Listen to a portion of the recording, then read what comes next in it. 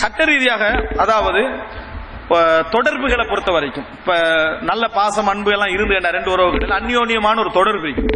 அப்ப ரசூலுல்லாஹி ஸல்லல்லாஹு அலைஹி வஸல்லம் சொல்றாங்க, இது மூணாவது அம்சம், ஈயாக்கும் வத்துஹூல் அலன் நிசா, பெண்கள் விஷயத்தில் உங்களை நான் எச்சரிக்கிறேன். பெண்கள்கிட்ட நீங்க என்ன செய்யக்கூடாது, தனியே நுழையக்கூடாது, அஜ்னபியான பெண்களுக்கு மத்தியில தனியே நுழையக்கூடாது அப்படின்றாங்க. அப்ப ரசூலுல்லாஹி ஸல்லல்லாஹு அலைஹி வஸல்லம் இல்ல ரசூல் ஸல்லல்லாஹு அலைஹி வஸல்லம் பெண்கள் சொல்றாங்க, பெண்கள் நீங்க வந்து என்ன செய்யக்கூடாது, அதாவது இந்த ஒழுக்கத்தை பேணி நடக்கணும் என்ற அடிப்படையில் ரசூலுல்லாஹ் சொல்றாங்க. ஈயாக்கும் வத்துஹூல அலர் ரிஜால், நான் நினைக்கிறேன், அதாவது நீங்கள் ஆண்கள் விஷயத்திலே கவனமாக நடந்து கொள்ளணும், எச்சரிக்கையாக என்ன செய்யணும், நடந்து கொள்ளணும், அஜ்னபி ஆண்கள் விஷயத்திலே எச்சரிக்கையாக நடந்து கொள்ள வேண்டும் என்று. அப்ப என்ன செய்யறாங்கன்னு சொன்னா, அரஐத்தல் ஹமு, அல்லாஹ்வின் தூதரே, கணவனுடைய சகோதரர்கள் கணவனுடைய உறவுகள் இருக்குது. ஹம்முன்னு சொன்னா அரபுல வந்து மச்சானுக்கு மட்டும் சொல்றது இல்ல, கணவன் வழியாக ஏற்படக்கூடிய எல்லா உறவுகளுக்கும் பேர் என்ன அரபுல, ஹமு அப்படின்றது. ஹமுன்றது கணவன் வழியாக ஏற்படக்கூடிய எல்லா உறவுக்கும் பேர் ஹமு. அதே போல மனைவி வழியாக ஏற்படக்கூடிய எல்லா உறவுக்கும் பேர் என்ன, ஹத்தன் என்றுவாங்க அரபுல. ஹத்தன், ஹத்தனா ஞாபகம் சரி விளங்கிட்டா, ஹத்தன். எப்படி மனைவி வழியாக ஏற்படக்கூடிய எல்லா உறவுக்கும் பேர் ஹத்தன், கணவன் வழியாக ஏற்படக்கூடிய எல்லா உறவுக்கும் பேர் என்ன, ஹமுன்னு சொல்லுவாங்க. பொதுவான ஒரு வார்த்தை சொல்லுவாங்க முசாஹரான்னு சொல்லி, திருமணத்தின் மூலக்கூடிய பந்தம். தமிழ்ல என்ன சொல்லுவோம், சொந்தமனா பிறப்பு, பந்தமனா என்ன, திருமணத்தின் மூலம் வரக்கூடிய உறவுக்கு என்ன, சொந்த பந்தம் பண்றது. சொந்த பந்தம் என்ன, சொந்தம்னா பிறப்பின் மூலம் வருது, பந்தம்னா திருமணத்தின் மூலம் வருது. அப்ப முசாஹராண்டா பந்தம் அரபுல சொல்ற பொதுவான இது பேர். ஹமுன்னா ஆண்கள் வழி. அப்ப ரசூலுல்லாஹ் அரஐத்தல் ஹமு, ஆண்களுடைய சொந்தக்காரர்களை பத்தி நீங்க என்ன சொல்றீங்க? ரசூலுல்லாஹ் சொன்னா அல் ஹமு அல் மௌத், கணவனுடைய சொந்தக்காரர்கள் தான் மரணம் என்றாங்க ரசூலுல்லாஹ். இது நேரடி பொருளை விளங்கினீங்கன்னா அதெல்லாம் மௌத்துக்கு சமம் அர்த்தம். அப்படி இல்ல, அதாவது உங்களோட குடும்ப வாழ்க்கை என்ன செஞ்சிடும், அதாவது ஒழுக்கம் கெட்டு போவதற்கு காரணமாக அமைஞ்சிரும் கணவனுடைய சகோதரர், கணவனுடைய சகோதரர், கணவனுடைய தந்தையுடைய சகோதரர்கள், அவர்களது பிள்ளைகள். கணவனுடைய சகோதரர், சகோதரர்களுடைய பிள்ளைகள்.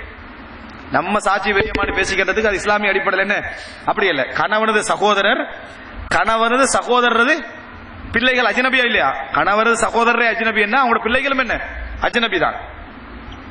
அடுத்தது கணவனுடைய தந்தை, தந்தையுடைய சகோதரர்கள், அவர்களது பிள்ளைகள்.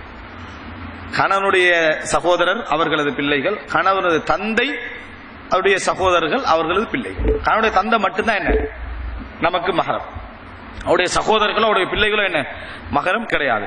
இவர்களை தான் ரசூலுல்லாஹ் சொல்றாங்க அல் ஹமு அல் மௌத்.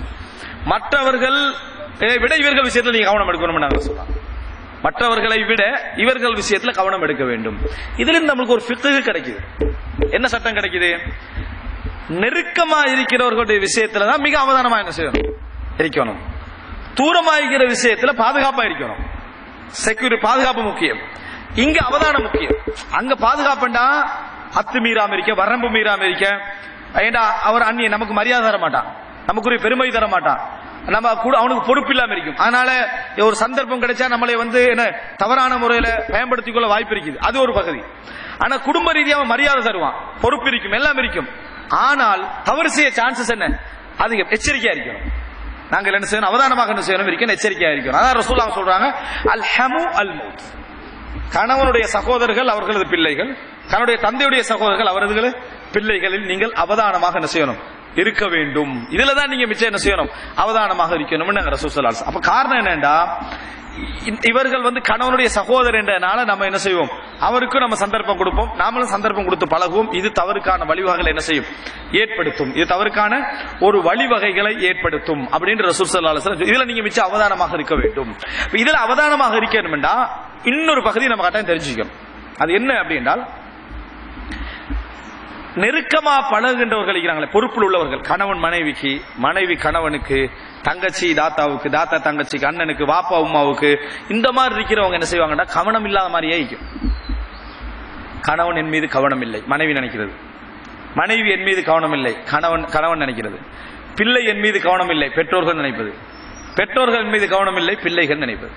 இது இயல்பு, இது குறையல்ல, முதல்ல ஞாபகம் வச்சுக்கிறோன்னே, இது இயல்பு. அது ஏன் தெரியுமா, கூடுதலா கவனத்தை எதிர்பார்க்கிற நம்ம எங்க, இங்கதான் கூடுதலான கவனம் எங்கே எதிர்பார்க்கப்படுகிறதோ அங்க சின்ன குறைகளும் பெரிய குறை மாதிரி என்ன செய்யும், விளங்கும். சின்ன குறைகளும் பெரிய குறை மாதிரி விளங்கும். ஆனா அவன் கவனமாயிக்கிறான் எப்ப விளங்க மாட்டான், ஒண்ணு இல்லாம போனா விளங்கும். ஒண்ணு இல்லாம போற டைம்ல என்ன எவ்வளவு கவனம் எடுத்துக்கிறான் எப்ப விளங்கும். மனைவியே இல்லாம போன நேரத்துல அட இவ்வளவு விஷயம் நடந்திருக்கிறான் எப்ப விளங்கும். இல்லாம போற நேரத்துல இருக்கிற நேரத்துல எது எதுல கவனம் இல்லைன்னு விளங்கும். இது இயல்பானதா, எது எதுல என்ன கவனம் இல்லைன்னு விளங்கும். இல்லாத நேரத்துல எவ்வளவு கவனம் எடுத்துக்கிறான் என்ன செய்யும் விளங்கும். அதே போல கணவன் இருக்கிற நேரத்துல எதுல எல்லாம் கவனம் இல்லாம அப்படின்றது விளங்கும். கணவன் இல்லாம போனா எவ்வளவு கவனம் எடுத்துக்கிறான்னு விளங்கும். விளங்கிட்டா? அதே போலதான் பிள்ளை என்ன எவ்வளவு கவனிக்கிறான்னு பெற்றோர்களுக்கு விளங்காது. பிள்ளை இல்லாம போற டைம்ல அவன் எவ்வளவு கவனிச்சான்னு என்ன செய்யும் விளங்கும். அதே போலதான் பெற்றோர்கள் என்ன எவ்வளவு கவனிச்சுக்கான்னு எப்ப விளங்கும் இல்லாம போற நேரம். இது ஒரு இயல்பான விஷயம். அதே போல என்ன செய்வாங்கன்னா மனைவியோட அன்றாடம் இருப்பதனால கவனிக்காத மாதிரியான ஒரு ஃபீலிங் இருந்துட்டே இருக்கும். இந்த டைம்ல ஷைத்தான் என்ன செய்வான்டா, கணவனுடைய சகோதரர் ஒரு நல்ல முறையில பேசுறவராய்ப்பார். அவர் உங்களுக்கு டைம் ஒதுக்குவார், அறவர் ஒதுக்கி உங்களோட பேசுவார், உங்களோட குடும்ப விஷயங்கள்லாம் கலந்து கொள்வார், மிக இங்கிதமாக மனசுக்கு ஆறுதல் சொல்லுவார். சொல்ற நேரத்தில் உங்களுக்கு என்ன செய்யும்டா, ஹஸ்பண்டை விட இந்த ஹஸ்பண்ட தம்பி எவ்வளவு அழகான முறையில் பேசுறான், மனுஷன் மாதிரி இவன் பேசுறான், இந்த ஆளுக்கு டைமே இல்லையே நம்மளோட பேசுறது, இவன் என்ன அவ்வளவு இங்கிதமா பேசுறான்னு ஷைத்தான் அப்படி சொல்லுவான். கணவனை போல நம்மள கவனம் எடுக்கிறதுக்கு யாரும் இல்லை. மிக முக்கியமா புரிஞ்சுக்கணும், ரெஸ்பான்சிபிலிட்டி, பொறுப்பெடுக்கிறதா மிக முக்கியம். கவனம் எடுக்கிறதல்ல, கவனம் எடுக்கிறது ரெண்டாவது, பொறுப்பெடுக்கிறது முதலாவது. பொறுப்பெடுக்கிறேன்னு எது நடந்தாலும் யார் பொறுப்பு? கணவன் பொறுப்பு. விளங்கிட்டா? பாசம் அன்பு ரெண்டாவது, பாசம் அன்பு ரெண்டாவது. நீ பொறுப்பாவியா? இந்த மாதிரி யாரா நல்ல கவனம் எடுத்து பேசினா அப்ப ஏதாவது பிரச்சனை வந்தா நீங்க பொறுப்பா ஓடிடுவாங்க, என்ன செஞ்சிருவாங்க, பொறுப்புக்கு யாரும் வரமாட்டாங்க. ஆனா ஷைத்தான் அதே போல கணவனும் ஏன் மனைவி எப்ப பார்த்தாலும் என் மீது எரிஞ்சு விழுறா, ஆனா மத்தவங்க எல்லாம் எவ்வளவு நல்லா பேசுறாங்க அப்படின்றது, மத்தவங்க எல்லாம் எப்படி நல்லா பேசுறாங்கன்றது உனக்கும் என்னது சரியான விளக்கம் இல்லை. உன் மனைவியை போல உன்ல கவனம் செலுத்துறதுக்கு வேற யாரும் இல்லை. உன் மனைவியை போல உன்ல கவனம், நீ உரிமையாக பேசுவதற்கு, உரிமையாக பேசுவதற்கு, அது செய்யலை அது செய்யல கேட்கிற ரெஸ்பான்சிபிலிட்டி யாரு? மனைவி.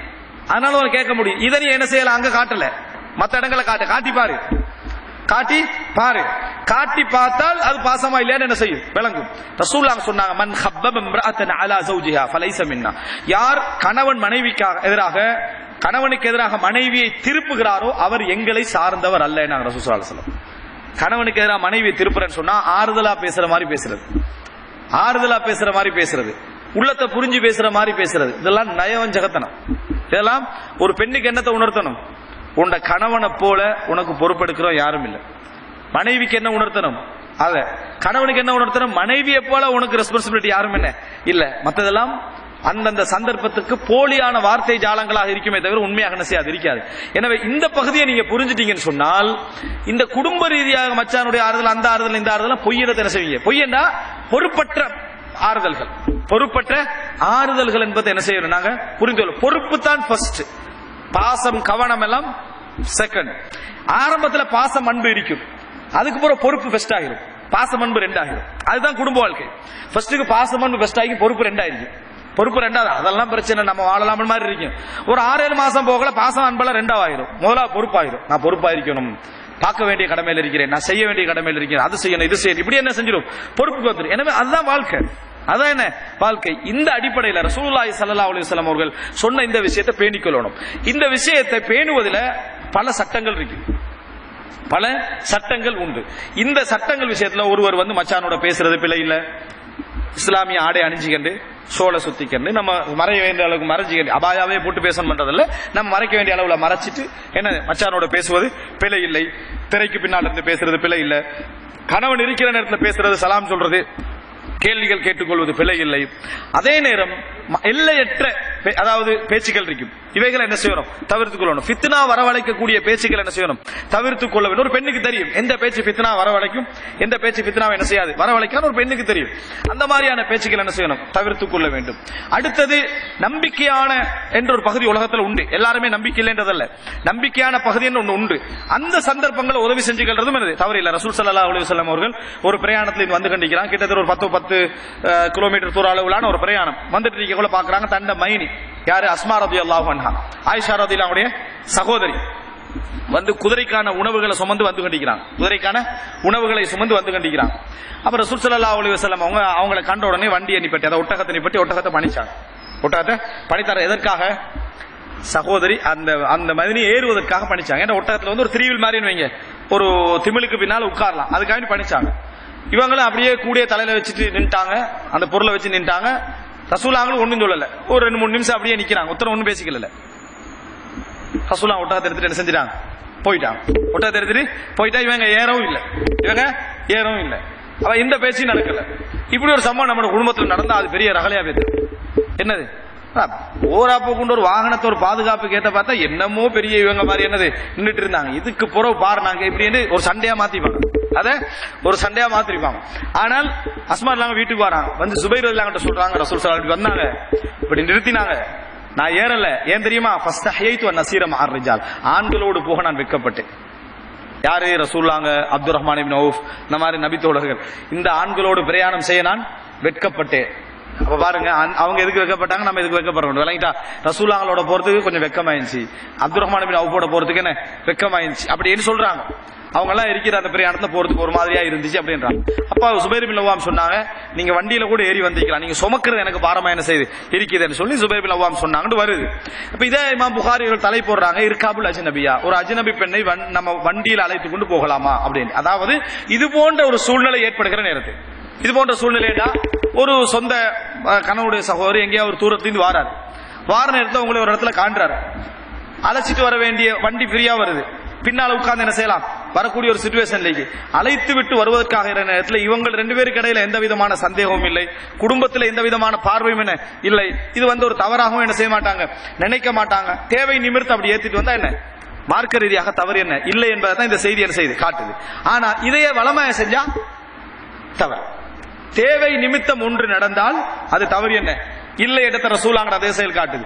இதே வளமையாக நடந்தால் அது மார்க்க ரீதியா என்ன தவறு என்பதை நம்ம என்ன செய்யறோம், புரிஞ்சுக்கொள்றோம். இது போல நிறைய அம்சங்களை நம்ம வரலாற்றில் என்ன செய்யலாம், பார்க்கலாம். நான் நேரம் சுருக்கம் என்றனால முடிச்சுக்கிறேன். எனவே அன்புள்ள சகோதரிகளே, தாய்மார்களே, அற்புதமான ஒரு வாழ்க்கை அல்லாஹ் தஆலா தந்தது குடும்ப வாழ்க்கை.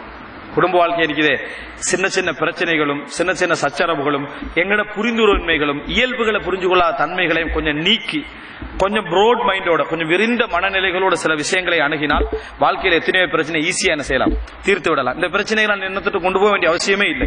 மார்க்க ரீதியான சில வழிகாட்டல் தெரியணும். உங்களுக்கு தெரியுமா, பிரச்சனைக்குரிய மிக முக்கியமான தீர்வே சில பிரச்சனைகளை இயல்பு நினைக்கிறது. இந்த பிரச்சனை இருக்கும் நினைச்சாலே அது தீர்வு.